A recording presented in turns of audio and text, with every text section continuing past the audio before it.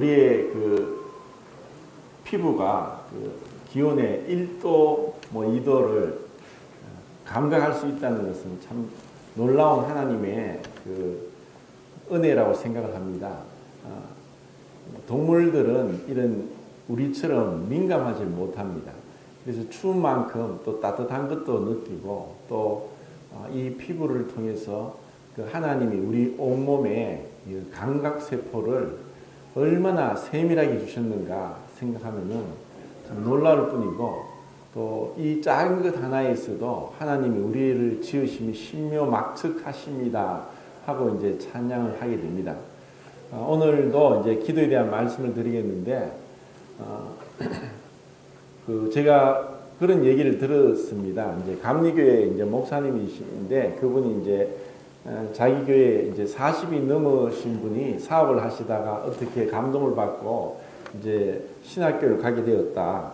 근데 이제 자기 교회 이제 목사님이 뭐 1년 내내 기도를 얘기하시고 특별 기도에 무슨 명목을 붙여서 계속 기도를 하고 기도 집회를 한다. 그런데 뭐 조금 뭐 잘못 힘이 들고 또 어려운 일이 있으면은 기도를 안 해서 그렇고, 또 하나님이 뜻대로 구하지 않아서 그렇다 하면서 모든 것을 이제 기도로 일관시키면서 기도가 다 정답이다 이렇게 얘기를 한다고 들었습니다. 그래서 자칫하면은 또 제가 이렇게 기도에 대해서 교제하는 것이 모든 게 뭐 기도하면 모든 것이 되지 않는가 하고 이렇게 이제 일축시키는 것이 아니라, 기도를 제가 처음 하면서 이 기도의 5가지 요소를 말씀을 드렸습니다. 근데 이제 대부분의 사람들이 기도를 얘기할 때 강구에 대해서만 얘기를 합니다. 분명히 이제 우리의 필요할 것, 주기도문에도 오늘날 우리에게 일용할 양식을 주옵시고 라고 하셨기 때문에 우리가 필요한 것을 구하는 것은 맞지만, 그 기도는 그 강구에만 있는 것이 아니라 찬양과 경배, 감사, 또 자백과 회개, 그리고 중보기도, 다른 사람을 위한 기도, 이와 같은 여러 가지 요소가 있다고 말씀을 드렸습니다. 그리고 지난주에는 묵상을 통해서 기도가 말씀이 없이는 기도가 신비주의에 빠질 수 있고, 그리고 마귀가 엉뚱한 생각을 집어넣으면서 마치 하나님이 주신 생각인 것으로 착각하게 하는 그런 마귀의 전술 전략이 있기 때문에, 그런 마귀의 기만에 넘어가지 않기 위해서는 말씀이 필요하다. 근데 그 말씀이 깊이 우리 마음에 이제 묵상이 되어서 기도로 나오지 않는다면은 또 그 말씀이 제대로 우리에게 이 기도로서 승화되지 못한다고 말씀을 드렸습니다. 그리고 이제 묵상은 마치 소리내어 울고 슬피 우는 것이라는 그 원어에서 나왔다고 말씀드리면서, 우리가 어떤 슬픈 일을 당했을 때 그것이 계속 생각이 나는 것처럼 이 말씀을 듣긴 들어도 지금 듣지만 1시간 뒤면은 들은 그 70~80%를 잊어버립니다. 2시간, 3시간 지날수록 거의 제목만 남을 정도로 남는 게 없죠. 이것은 우리 모두가 뭐 어떤 한계죠. 우리의 어떤 두뇌의 한계입니다. 이것을 다 기억한다는 것은 불가능합니다. 그래서 이 말씀을 듣기는 많이 들어도 묵상을 하지 않으면 내 것이 안 된다. 이것은 우리가 음식을 많이 먹어도 탄수화물, 단백질, 지방이 들어오지만 효소가 없이는 소화 흡수를 할 수 없다고 말씀드렸습니다. 그 효소는 비타민과 또 그 미네랄로 이루어져 있다고 말씀을 드리면서 이 효소가 되게 하는 것, 그것이 바로 우리의 묵상이다. 그래서 이 묵상은 첫 번째 하나님 앞에 잠잠히 침묵하면서 기다리는 것이다.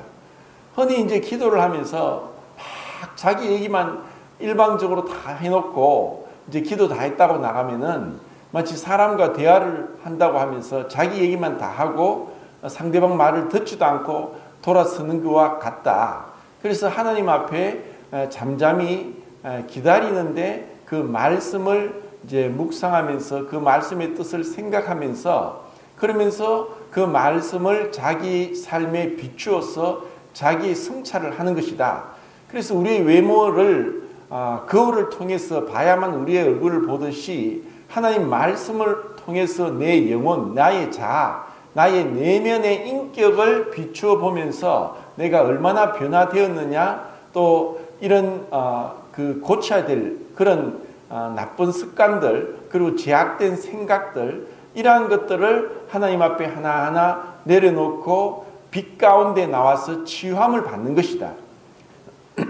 이러한 가운데 우리의 감정이 고조되고 뜨거워지고 또 우리의 감정이 움직일 때, 그때 우리는 의지로서 결단하고 행동으로 나오는 것이다. 그렇기 때문에 진정한 기도는 기도를 깊이 하게 될 때 우리 마음의 자기 성찰과 또 감정의 변화와 그리고 의지의 결단을 통해서 행동으로 나오게 되는 것이다 는 것을 말씀을 드렸습니다. 오늘은 그 요한복음 17장을 통해서 제가 몇 번 교제했었는데 예수님의 기도를 통해서 우리의 또 기도에 하나님과 교제하는 것이 무엇인지를 살펴보겠는데, 이 요한복음 17장에서는 그 성경에서 나온 기도 중에 가장 긴 기도이고 또 어떠한 기도와도 비교해서 탁월한 기도이다라고 이제 볼 수 있고, 또 그 2주 전에 제가 시편 90장을 이제 모세의 기도, 하나님의 사람 모세의 기도를 교제하면서 시편 8장 다윗의 기도와 비교해서 말씀을 드렸습니다. 그런데 이제 그 시편 90장의 모세의 기도에 대해서 좀 부족한 부분이 있는데, 그것은 요한복음 17장과 비교하면서 모세의 기도와 예수님의 기도의 차이점이 무엇인가를 발견할 때 우리는 그 예수님의 기도가 얼마나 놀라운가, 그리고 예수님이 누구신가 하는 것을 우리가 알 수 있기 때문에 같이 비교하면서 말씀을 드리겠습니다. 요한복음 17장은 내용이 굉장히 심오하고 또 방대하기 때문에 몇 시간을 하더라도 이것을 다 교제하는 건 불가능합니다. 그런데 제가 복음을 전하러 가면은 꼭 이 요한복음 17장에 있는 이 사건을 예수님의 기도를 말씀을 드립니다. 그것은 우리가 지금 17장이 있는 위치를 생각하면은 복음적으로도 얼마나 중요하고 우리가 반드시 이 요한복음 17장에 그 성경에 기록된 공관복음서와 비교해서, 그리고 요한복음에 기록된 그 순서와 내용을 생각해야만 우리가 이 기도의 놀라운 깊이를 깨달아 알 수 있다는 것입니다. 요한복음은 그 14장, 15장, 16장은 마태복음, 마가복음, 누가복음에는 나오지 않는 예수님의 말씀입니다.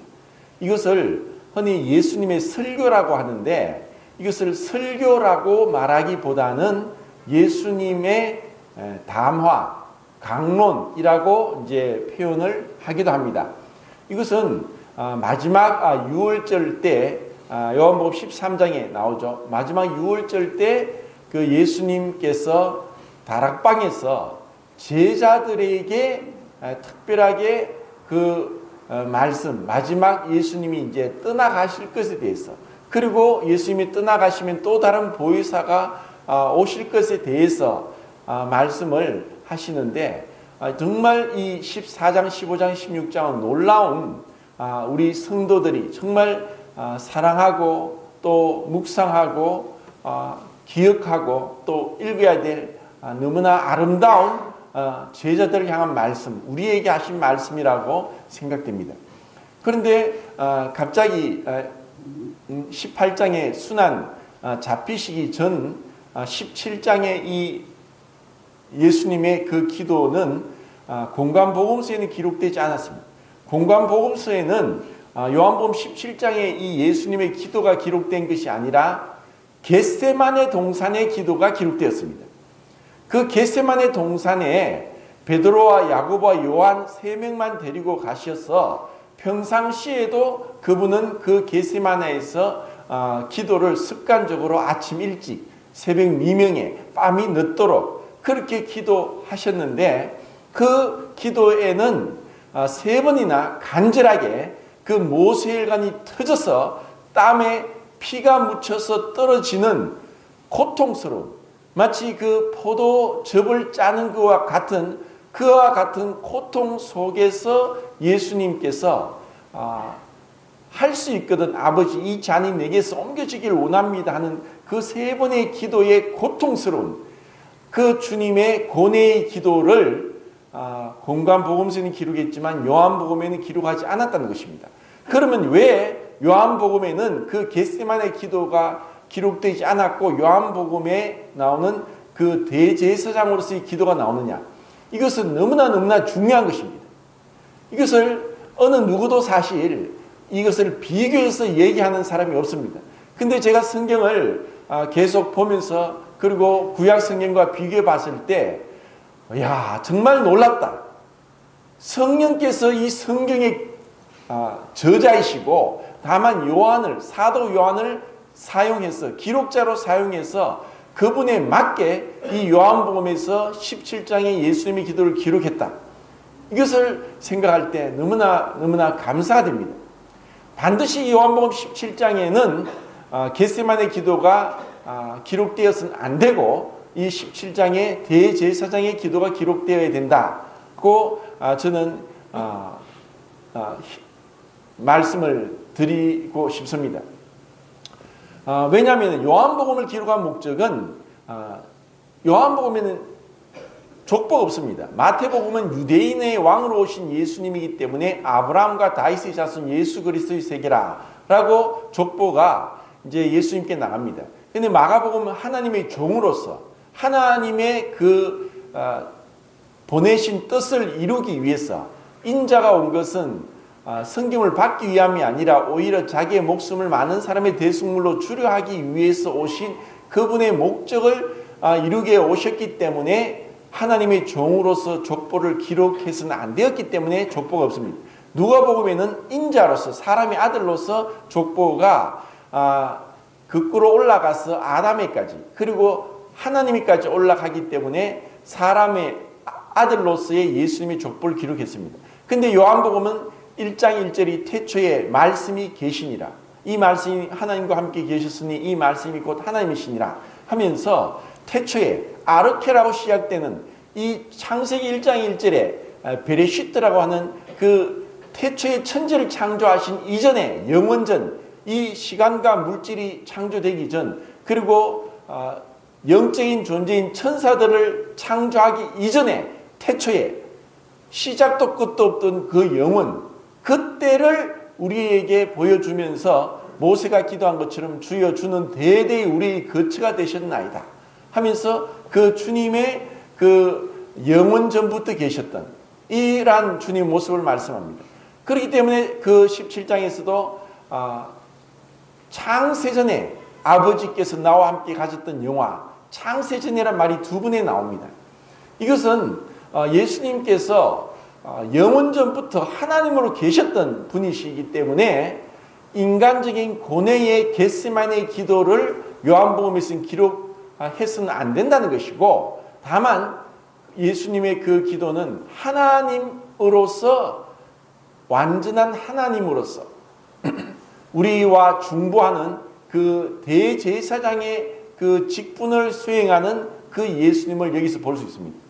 그런데 참 놀라운 것은 13장에서 예수님은 유월절 때 자리에 일으셨어서 수건을 허리에 두르시고 꿇어 앉아서 대야에 물을 담아서 제자들의 발을 씻겨 주십니다. 예수님께서 종의 자세를 취하셔서 이와 같은 행동은 그 당시에 종이 행하는 그런 모습이었습니다.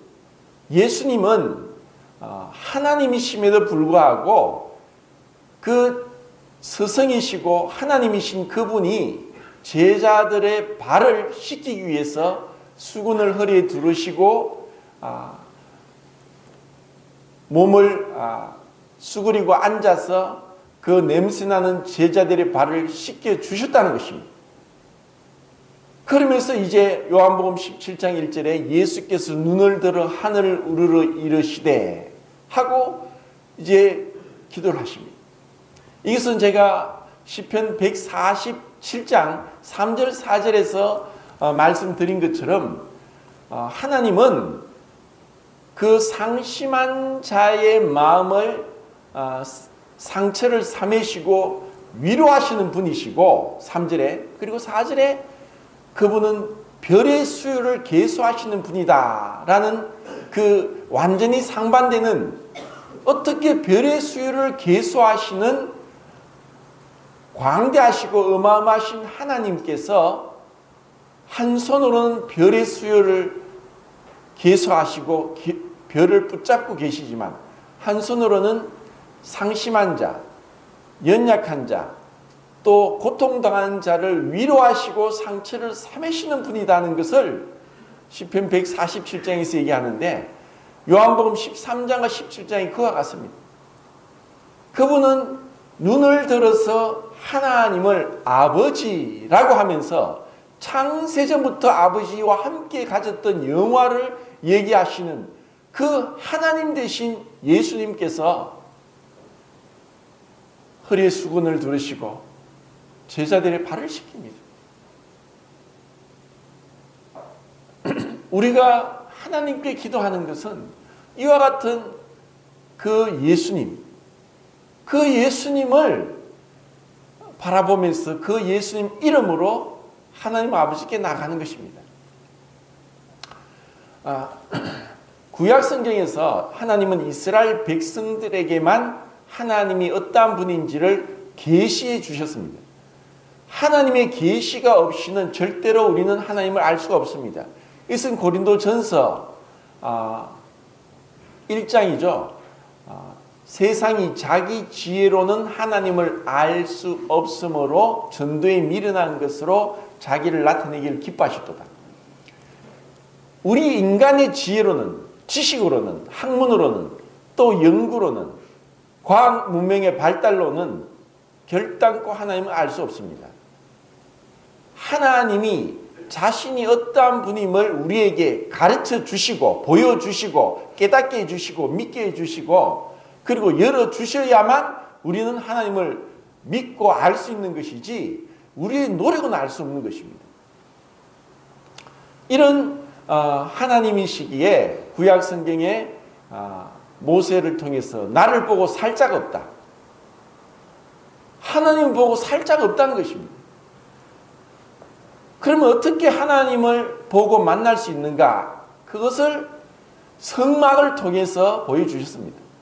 그리고 성막을 통해서 매일 아침 저녁으로 또 매 안식일마다 또 초하루 또 월삭 그리고 일곱 절기 유월절과 무교절 초실절 오순절 그리고 나팔절 대속제일 또 초막절 또는 장막절 그와 같은 절기를 통해서 제사를 드려야만 하나님이 기뻐하시고 또 하나님을 만족하게 할 수 있다는 것이었습니다.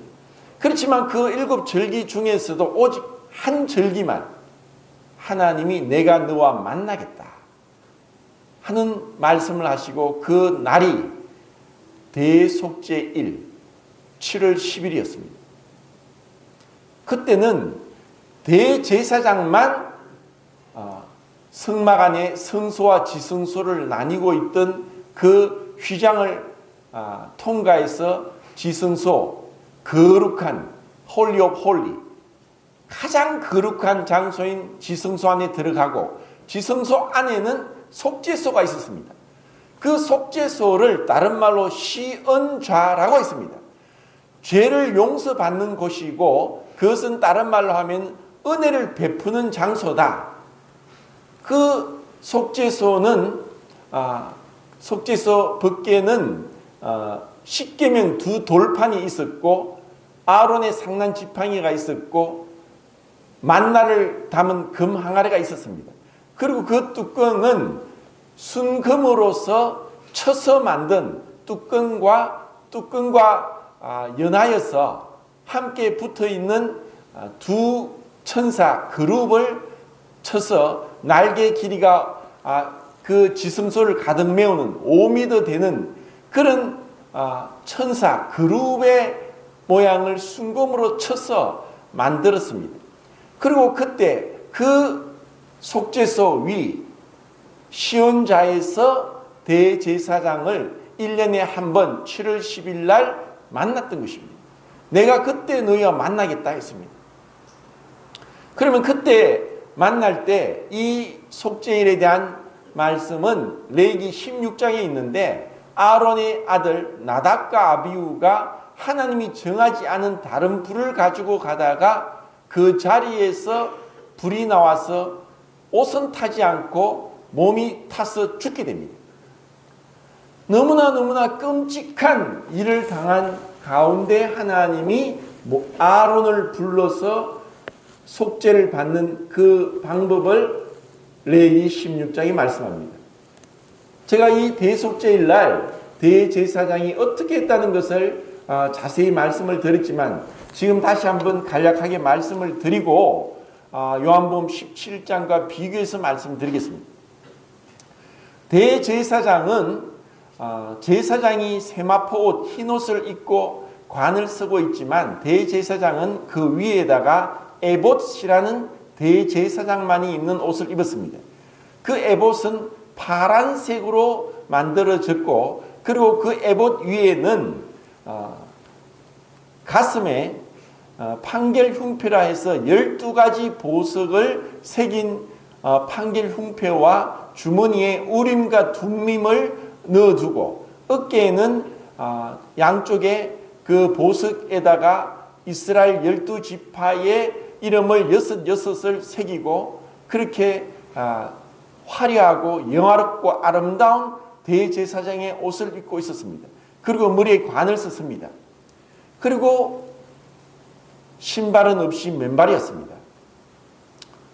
그런데 대속죄일 날 대제사장은 이날 유일하게 아름답고 영화로운 에봇을 벗고 몸을 씻고 손발을 씻고 세마포 옷을 입고 그리고 지성소에 들어갈 수 있었습니다.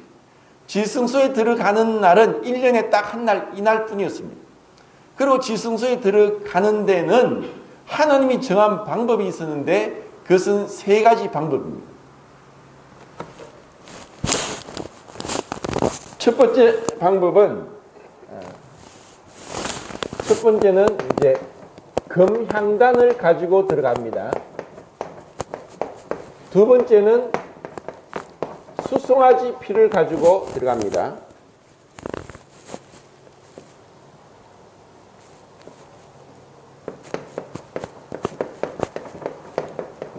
세 번째는 염소의 피를 가지고 들어갑니다. 이것은 제가 지금 말씀드린 것처럼 금향단을 가지고 가는 것은 그 연기가 자욱하게 지성소를 가려야 됐고 이것은 예수님의 인격, 신격을 얘기하는데 사람으로서는 하나님을 볼 수 없기 때문에 연기로 가려야 했습니다. 그리고 이것은 자기와 자기의 가족의 죄를 위한 속죄피고 세 번째 염소피는 백성들의 죄를 위한 피였습니다. 이렇게 3번을 들어갔는데 왜 처음에는 금향단에 향에 불을 놓아서 연기가 오르게 합니다. 그 연기가 오르는 그 금향단을 들고 성소를 지나 휘장을 지나서 지성소, 속죄소 앞에 금향단을 두고 연기가 그 안을 자욱하게 가득 메우도록 했습니다. 유대인들에 의하면은 이날 대제사장은 금향단을 들고 성소 휘장을 지나서 앞으로 들어가지 못하고 몸을 옆으로 돌려서 그 속죄소 앞에 금향단을 두고 그 연기가 지성소를 가장 메우도록 했습니다. 왜냐하면 연기가 없이 우리 인간은 아무리 대제사장이고 구별되었고 그리고 오른쪽 깃뿌리와 오른손 엄지 손가락과 오른발 엄지 발가락에 피를 바르고 기름을 발라서 성별하게 했다 할지라도 그와 같은 가운데 하나님을 보고 살 수 없고 죽을 수밖에 없기 때문에 연기로 가득 메워서 죽지 않도록 하기 위한 것이었습니다. 그리고 나올 때는 등을 돌려서 나오지 못하고 뒷걸음쳐서 지성소를 빠져나와 휘장을 빠져나왔습니다. 그리고 이와 같은 이제 두 번째 들어갈 때는 자기와 자기 백성의 죄를 위해서 수송아지를 잡아서 그 피를 가지고 지성소에 들어가서 속죄소 위와 앞에 7번 뿌리고 자기와 자기의 가족의 죄를 속죄받았습니다. 그리고 다시 세 번째는 2마리 염소를 데리고 와서 제비를 뽑습니다.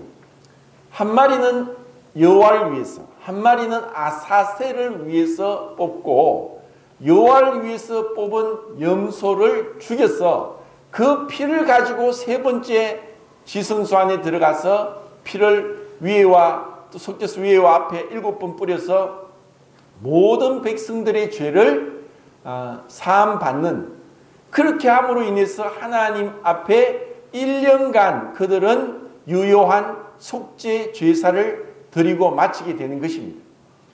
그리고 대제사장은 이제 다시 나와서 그 아사셀을 위해서 뽑힌 그 염소 머리에다가 손을 얹고 안수해서 모든 백성들의 죄를 다 고백하면서 그 죄를 이 아사셀 염소에게 전가시키고 뒤집어 씌우고 또 미리 정한 사람이 흰옷을 입고 몸을 씻고 흰옷을 입고 그 아사셀 염소를 데리고 광야로 가서 무인지경 사람이 없는 곳에까지 그 염소를 내버려 두고 와서 다시 몸을 씻고 옷을 갈아입는 이와 같은 일을 합니다. 그러고 나서 대제사장은 수송아지와 염소의 피를 섞어서 번제단 4개의 뿔에다가 바르고 그 앞에다 뿌리면서 이제 속죄제 그 제사를 마치게 됩니다. 이후에 번제 제사로 어린 양을 피를 다시 드리는, 이렇게 이제 대속죄일에 그 속죄 제사를 하게 되는 것입니다.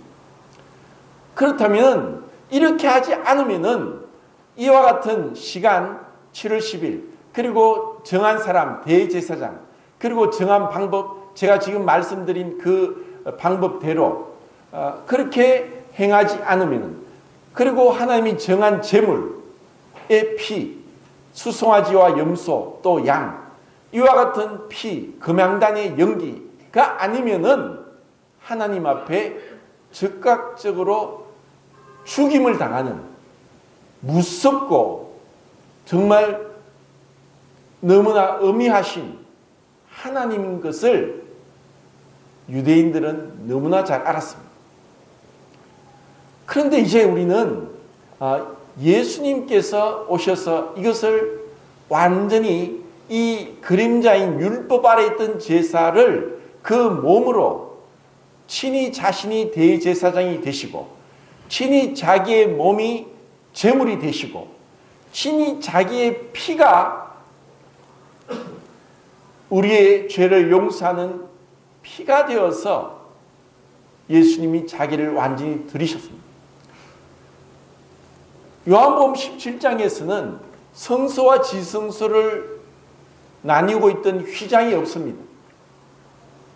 왜냐하면 예수님은 대제사장이 3번을 들어간 것처럼 3번이 아니라 단번에 자기를 드려서 아버지 앞에 우리의 죄를 다 용서하는 그 영원한 제사를 드리셨기 때문입니다.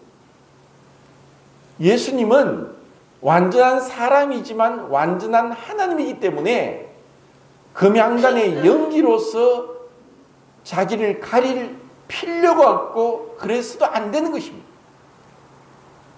그리고 예수님은 처녀 마리아의 몸에서 남으로 아담의 죄를 물려받지 않고 죄 없이, 그렇다고 해서 마리아가 죄가 없었던 것이 아니라 마리아가 죄가 있음에도 불구하고 마리아의 죄와 상관없이 다만 그 몸만 빌려서 죄 없이 완전하게 의롭게 둘째 사람 마지막 아담으로 이 땅에 출생하셨기 때문에 그분은 자기의 죄를 위해서 피를 흘릴 필요가 없었던 것입니다. 다만 예수님이 십자가에서 피를 흘린 것은 우리의 죄를 위해서, 우리의 죄를 위해서만 그분의 피가 흘려졌습니다. 이것은 염소와 송아지 피가 해마다 죄를 생각나게 하는 것이 있고, 그것은 우리의 죄가 아니라 염소와 송아지 그 제물의 피였습니다. 그래서 하나님께서는 그 영원하신 성령으로 말미암아 자기의 피를 하나님께 드리심으로 우리가 양심상으로 온전하게 되어서 아버지 앞에 나갈 수 있는 영원한 속죄를 이루기 위해서 자기의 피를 흘리셔야 했던 것입니다. 이를 위해서 예수님이 이 땅에 오신 것이고, 이것을 이제 앞으로 예수님이 죽으시고 부활하시면서 우리의 중보자 되심을 증거하시기 위해서 요한복음 17장에서 이 기도를 하고 계시는 것입니다. 히브리서 7장을 보겠습니다.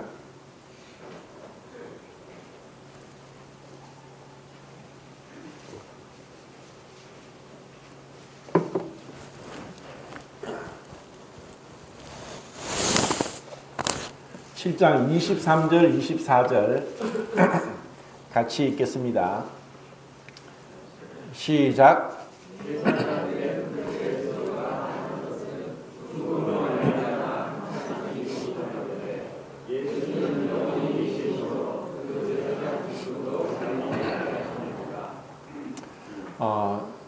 제사장들은 하나님께서 특별하게 그 한 가문을 정하셨습니다. 그 가문은 야곱의 12아들 중에서 셋째 아들은 레이 집안, 그리고 레이가 4명의 아들을 낳았습니다. 고핫, 3명의 아들을 낳았죠. 고핫, 게르손, 무라리. 그리고 고핫이 또 4명의 아들을 낳습니다. 아므람, 이스할, 헤브론, 우시엘. 이렇게 4명을 아들 낳았는데 아므람이 또 2명의 아들을 낳았는데 아론과 모세입니다. 그리고 아론이 나답과 아비우와 엘르아살과 이다마를 낳았는데 아론과 아론의 자손들만이 제사장 그리고 맏아들이 대제사장이 되도록 하나님이 정하셨습니다. 어느 누구도 이 제사장의 직분을 넘볼 수 없었습니다. 그래서 나중에 첫째 아들, 야곱의 첫째 아들 르우벤과 그리고 아므람 그 고라가 누구냐면 레이가 고앗을 낳고 고앗이 아므람과 이스할을 낳는데 이스할의 자손이 고라입니다. 그렇기 때문에 아론과 고라는 사촌지간이죠.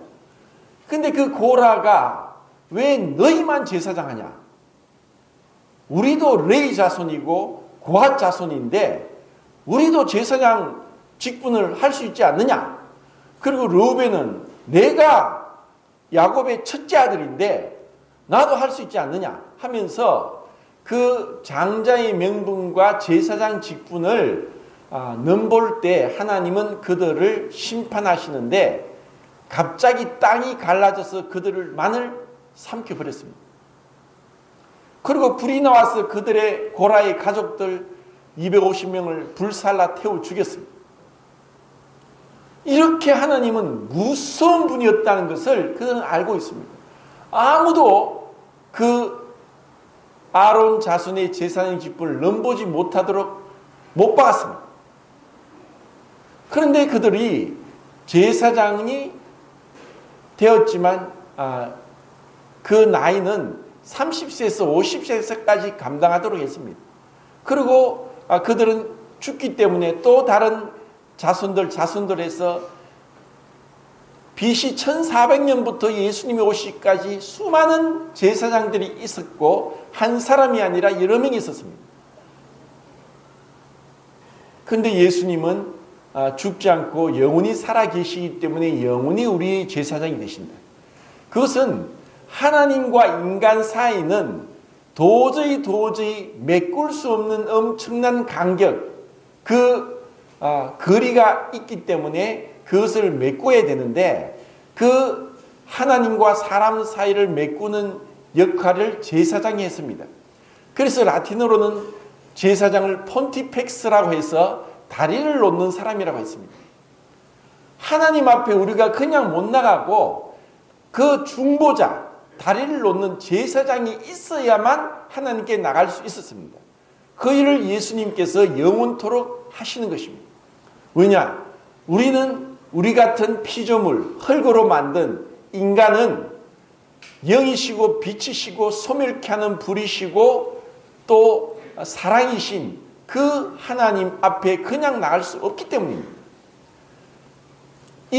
우리에게는 반드시 제사장. 그래서 디모데전서에서는 2장에서 하나님과 사람 사이의 중보자는 한 분이시니 곧 사람이신 그리스도 예수시다 라고 말씀하면서 우리의 중보자, 제사장, 영원한 제사장을 말씀합니다.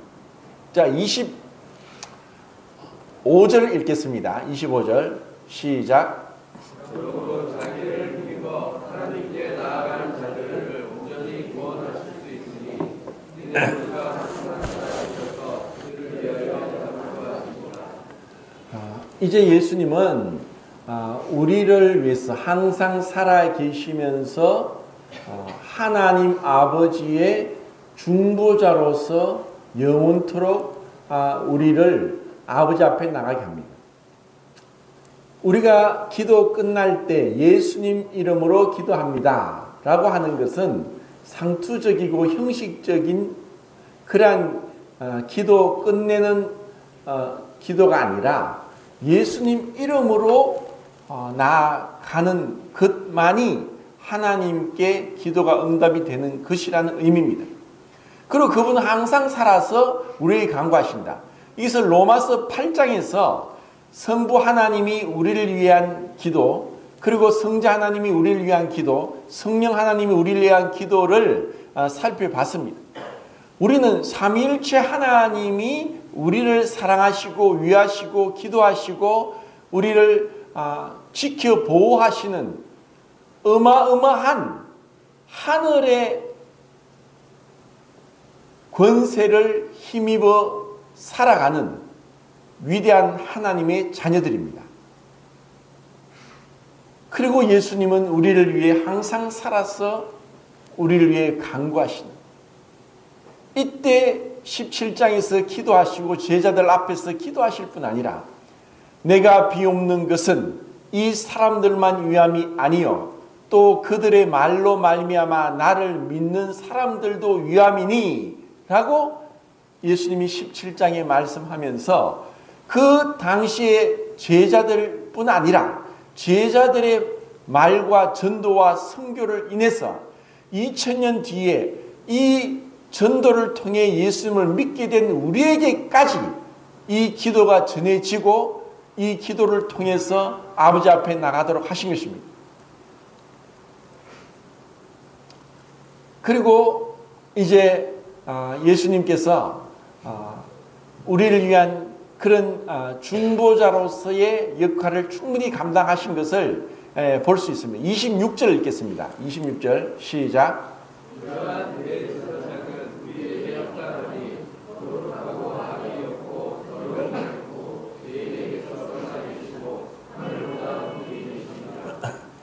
자, 그 아론의 자손들은 첫 번째 금양단으로 그 지성소를 가득 메우면서 하나님 앞에 죽지 않아야 됐고, 두 번째 자기와 자기의 가족의 죄를 위해 수송아지 피를 뿌려야 됐지만 예수님은 거룩하고 악이 없고 더러움이 없고 죄인에게서 떠나 계시고 하늘보다 높이 되신 완전하신 분이기 때문에 금양단의 연기도 필요 없고 수송아지 피도 필요 없는 것입니다. 그분은 우리의 완전한 중보자, 영원한 중보자, 그분의 인격이 우리로 하여금 하나님 앞에 나아갈 수 있도록 그분의 신분이, 그분의 하나님 되심이, 또 그분의 사람 되심이 우리를 위한 완전한 대제사장이심을 증거하고 있는 것입니다. 하나님이시지만 하나님은 우리 사람의 어떠한 연약함 그리고 고통, 그것을 직접은 못 느끼셨기 때문에 사람으로 체휼하셨어. 그 몸으로 오셨어. 그 고통에 들어갔어. 이것을 온토로지컬 솔리데리티라고 하는데, 함께 그 몸에 들어가서 연대적 책임을 갖기 위해서 자녀들은 혈과 육에 속하였음에 그도 함께 혈과 육을 가지시고 혈과 육에 속하심은 천사들을 붙들어 주려 하심이 아니라 아브라함의 자손을 붙들어 주려 하심이라 하면서 우리를 위해서, 히브리서에서 그분은 우리를 위해 혈과 육을 가지셨던 그와 같은 그 예수님을 우리는 볼 수 있습니다. 그렇게 그분은 하나님을 포기하지 않고 인성, 육체를 가지셨고, 인성을 가지시되 하나님의 성품을 그대로 가지고 계신 둘째 사람, 마지막 아담으로서의 예수님, 어떠한 누구와도 다른 그분을 우리는 볼 수 있습니다. 그렇기 때문에 우리는 예수님이 사람으로서 시간이 다 됐네요. 시간이 이제 다 됐습니다. 교제를 이제 다음에 하도록 하고, 시편 90장에서는 모세가 제가 지난 말씀드린 그 영원한 하나님 앞에 우리 인생은 풀과 같고, 그리고 일시성을 얘기하는 반면에 하나님은 완전하시고 거룩하신데 주께서 우리의 죄악을 주의 앞에 놓으시며 우리의 은밀한 죄를 주의 얼굴빛 가운데 두셨사오니 하면서 모세조차도 하나님과 대면하여 친구처럼 가까이 지켜보았지만 그는 하나님 앞에 죄악된 존재임을 기도할 수밖에 없었습니다. 그런데 예수님은 죄에 대한 언급이 전혀 없습니다. 그리고 아버지를 40번 언급하면서 아버지 친근하게, 그분은 얼마나 다정하고 친근하고 친밀하게 가까이서 아버지께 나아가는지, 정말 이것은 예수님이 누구신가를 보여줍니다. 이제 요한복음 17장을 계속 하나하나 살펴보면서 공부하도록 하겠습니다. 시편 90장과 요한복음 17장을 비교하면서 읽어보시고, 또 우리 앞에 얼마나 예수님이 완전한 대제사장이신지, 그리고 히브리서 7장을 통해서 하나님께 더 온전히 알기를 원합니다. 감사합니다.